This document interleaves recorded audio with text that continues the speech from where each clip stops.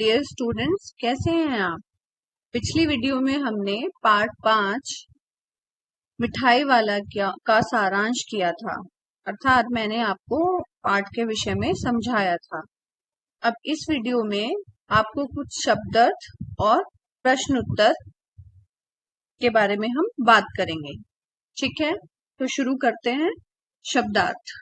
शब्दार्थ इसके मैंने यहाँ कुछ ही शब्दार्थ लिए हैं, बाकी अन्य अनेक शब्दार्थ हैं, बट वो शायद थोड़े आसान है, उनको आप आसानी से कर सकते हैं। ये थोड़े से ऐसे शब्दार्थ मैंने लिए हैं जो शब्द हमें कम सुनने को मिलते हैं। आजानुलंबित केश मतलब घुटनों तक लंबे बाल। अप्रतिभ अर्थात निराश, दुखी, जो हर तरफ से निराश हो गया हो उसको अप्रतिभ बोलते हैं। क्षीण, यह क्ष है जो संयुक्ताक्षर है ना, कक्षा वाला, जो आप कक्षा में भी लगाते हैं, तो इसका साउंड आता है क और क्ष मिलकर। क्षीण मतलब दुर्बल। मृदुल मतलब कोमल। साफा अर्थात पगड़ी, जो सर पर बांधते हैं, जो मुरली वाले के सर पर बंधी रहती थी। अब हम इसके प्रश्न उत्तर की बात कर लेते हैं। प्रश्न उत्तर आपने जरूर इसके देखे होंगे और प्रश्न उत्तर इसके बहुत ही मजेदार हैं। तो मैं शुरू करती हूँ प्रश्न नंबर 1 से। मिठाई वाला अलग अलग चीजें क्यों बेचता था, वह महीनों बाद क्यों आता था। ओके, पहली चीज तो मैं आपसे इसके क्वेश्चंस के आंसर सिर्फ डिस्कस करूंगी, आप सुन लीजिए ध्यानपूर्वक और अपना उत्तर स्वयं लिखिए, क्योंकि अपना उत्तर स्वयं लिखने से क्या होता है, राइटिंग स्किल्स जो है वो अच्छी होती हैं, आप और अच्छा सोच पाओगे और अच्छा लिख पाओगे। तो आप जो पॉइंट्स हैं वो नोट डाउन कर सकते हैं। कॉपी पेस्ट करने से अच्छा है आप नोट डाउन करें और अपना ही एक आंसर बनाएं। राइट, तो मैं शुरू करती हूँ प्रश्न नंबर 1 का उत्तर। मिठाई वाला अलग अलग चीजें इसलिए बेचता था क्योंकि वह बच्चों का प्रेम प्राप्त करना चाहता था, उसे बच्चों से अत्यधिक प्रेम था। क्योंकि उसकी पत्नी और बच्चों की मृत्यु असमय या अकाल ही हो गई थी, वह अपने बच्चों की झलक जो है इन गली के बच्चों में देखा करता था। इसीलिए वह बदल बदल कर चीजें भी लाता था। क्योंकि बच्चों की रुचि एक चीज में नहीं रहती, इसलिए उसके आते ही बच्चे उसे घेर लिया करते थे। वह बच्चों की फरमाइशें पूरी करता रहता था। वह कई महीनों के बाद आता था, क्योंकि वह दूसरे स्थानों पर जाकर भी अपनी चीजें बेचता था और उसे पैसों का कोई भी लालच नहीं था। इसके अलावा उसको नई नई चीजें तैयार करवाने के लिए वक्त भी चाहिए था, इसीलिए वह थोड़े महीनों बाद आता था ताकि बच्चों में उत्सुकता बनी रहे। तो आप लोगों को क्लियर है पहला आंसर। दूसरा शुरू करते हैं। मिठाई वाले में वे कौन से गुण थे जिसकी वजह से बच्चे तो बच्चे बड़े भी उसकी ओर खिंचे चले जाते थे। तो मिठाई वाले के उन गुणों के बारे में हमें बताना है। मिठाई वाले का जो मधुर स्वर था वह सभी को अपनी ओर खींचता था। जब वह मधुर आवाज में गा गा कर अपनी चीजों की विशेषताएं बताता था, बच्चों की मनपसंद चीजें लाता था, कम दामों में बच्चों को बेचता था, बच्चों से अपनापन दिखाता था, आदि अनेक विशेषताएं थी जिनको देखकर बच्चे तो बच्चे बड़े भी उसकी ओर खिंचे चले आते थे। और सबसे बड़ा गुण क्या था कि वह बच्चों को बिल्कुल ही भिन्न प्रकार से, बिल्कुल अलग तरीके से बुलाता था, जैसे बच्चों को बहलाने वाला मिठाई वाला, बच्चों को बहलाने वाला मुरली वाला, बच्चों को बहलाने वाला खिलौने वाला। तो इसीलिए भी लोग उसके पास आना पसंद करते थे। मुझे उम्मीद है कि आप साथ साथ इन पॉइंट्स को कहीं पर लिख रहे हैं ताकि आप आसानी से अपना उत्तर बना पाए, है ना। आप इसको रिपीट करके भी देख सकते हैं तो आपको आसानी हो जाएगी। प्रश्न नंबर 3 इस प्रकार है। विजय बाबू एक ग्राहक थे। ग्राहक मतलब कस्टमर। मुरली वाला एक विक्रेता अर्थात बेचने वाला, चीजें बेचने वाले को विक्रेता कहते हैं। दोनों अपने अपने पक्ष के समर्थन में क्या तर्क पेश करते हैं। ठीक है, तो इसका उत्तर कुछ इस प्रकार होना चाहिए। विजय बाबू एक ग्राहक थे, जबकि मुरली वाला एक विक्रेता। दोनों ने मोल भाव के लिए अपने अपने तर्क दिए। विजय बाबू ने अपने पक्ष में यह तर्क देते हुए कहा कि फेरी वाले की झूठ बोलने की आदत होती है, अर्थात जो लोग सामान बेचने गलियों में आते हैं वो अक्सर झूठ बोला करते हैं और वह सामान को ज्यादा पैसों में देने की कोशिश करते हैं। इसके विपरीत मुरली वाले ने अपना तर्क देते हुए कहा, ग्राहक को वस्तुओं की लागत का पता नहीं होता, अर्थात खरीदने वाले को यह नहीं पता कि वह वस्तु कितने में बनी है और ग्राहक हमेशा ही सोचता है दुकानदार उसे लूट रहा है। लेकिन कई बार ऐसा होता है कि दुकानदार हानि उठाकर भी अपनी वस्तुएं बेचता है और ग्राहक हमेशा ही यह समझते हैं कि दुकानदार ने उनसे ज्यादा पैसे ले लिए। अर्थात इस प्रकार दोनों अपना अपना तर्क देते हैं। इसमें आप अपनी लाइनें भी ऐड कर सकते हैं। यदि आपको कोई अन्य लाइन लगती है कि आप उसको भी इसमें लिखना चाहते हैं तो आप इससे संबंधित लाइन इसमें लिख सकते हैं।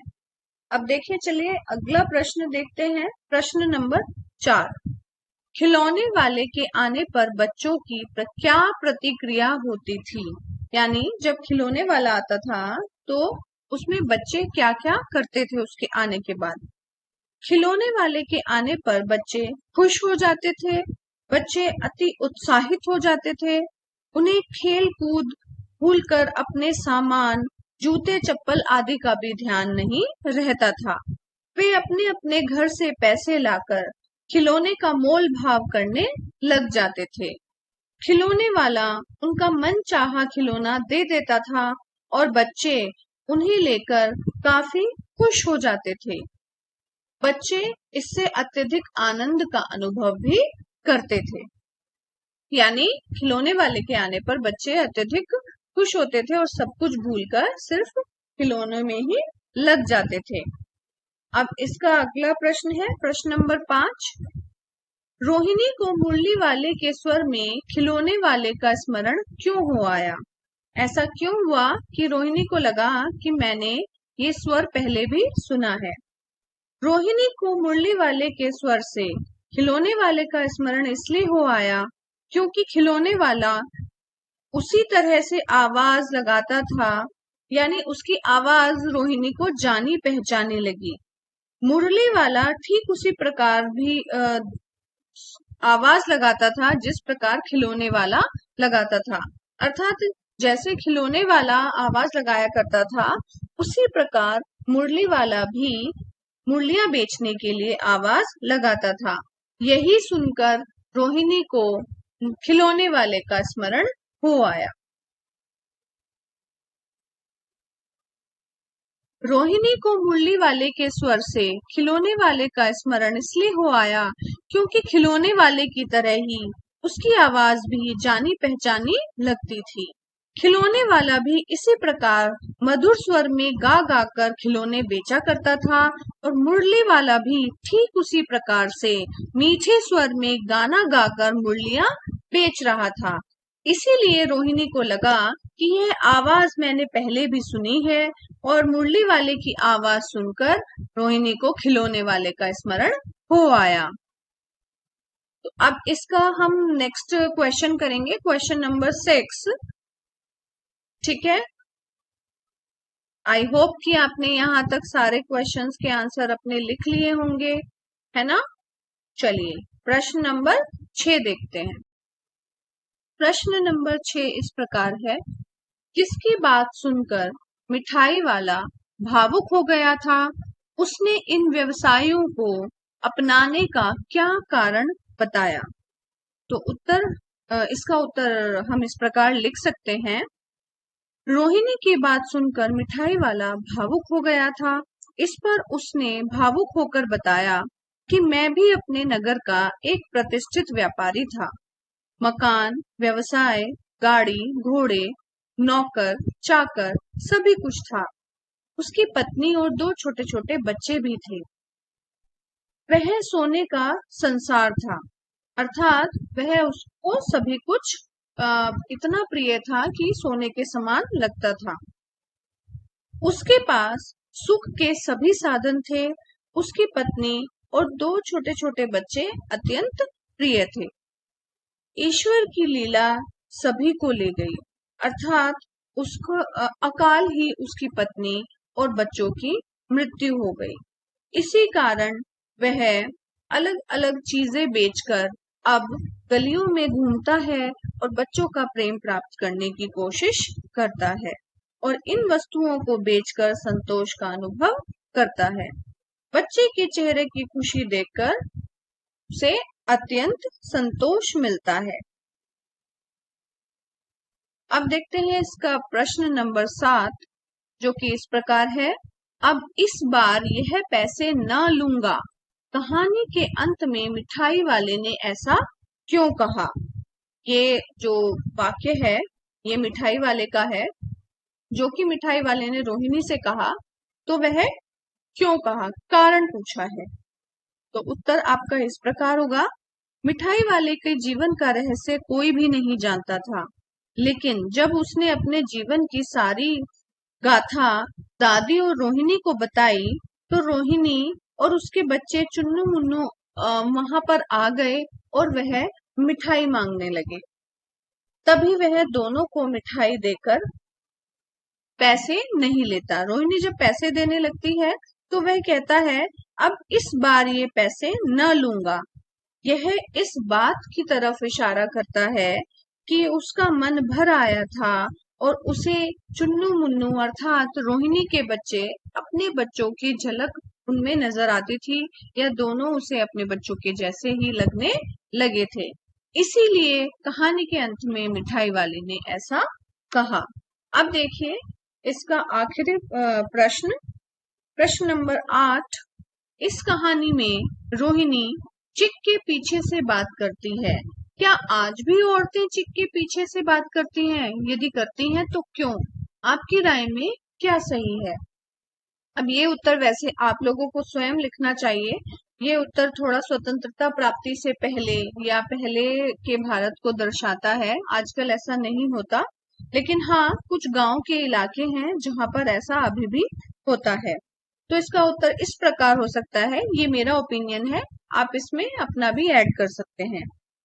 स्वतंत्रता प्राप्ति के पश्चात संविधान ने स्त्री और पुरुषों को समान अधिकार दे दिए। शिक्षा का अधिकार सभी के पास है।